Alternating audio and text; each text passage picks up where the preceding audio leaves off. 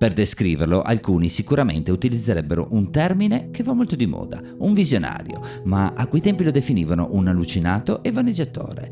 Io in lui ho visto invece una persona lungimirante, un uomo con idee innovative. Signori, benvenuti nel Parco Nazionale degli Alti Tauri.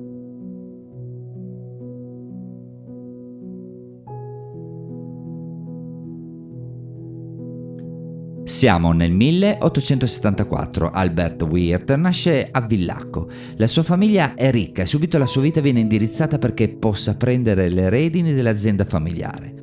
La tradizione lo vuole come tutti i benestanti di quell'epoca, cacciatore.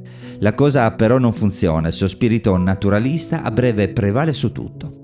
1899. Albert, sognatore, idealista, ha radici fortemente radicate al territorio che lo ha visto crescere. Ne comprende subito l'importanza di preservarlo e proteggerlo. Ora è un importante industriale del legno e non perde occasione per viaggiare. Per motivi di lavoro è uno dei primi austriaci a visitare i parchi nazionali americani di Yellowstone e Yosemite. Ne rimane esterrefatto. Torna dal viaggio con un progetto ambizioso, quello di creare in terra austriaca un parco protetto e tutelato. La cosa non è facile, tenete presente che siamo ai primi del Novecento, a quei tempi dare vita a zone naturali salvaguardate è come se si parlasse di fantascienza. Le sue sono idee rivoluzionarie, fuori da ogni schema dell'epoca. Albert però non si arrende e da lì a poco scatta una scintilla. Il progetto però è in pericolo. La minaccia arriva nel 1914 quando un privato vuole acquistare la cresta centrale del Glockner nel versante carinziano ed utilizzarlo come territorio di caccia, bloccando oltretutto tutti i percorsi e le salite alpinistiche. Albert non ci sta e nel 1918 acquista 41 km² di terreno e li dona al club alpino austriaco.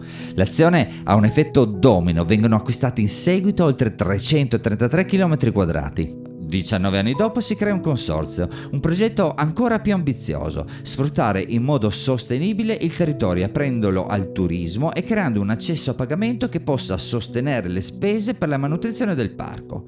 I suoi attuali 1836 km² ora comprendono laghi, fiumi e ghiacciai e alcune fra le montagne più alte dell'Austria.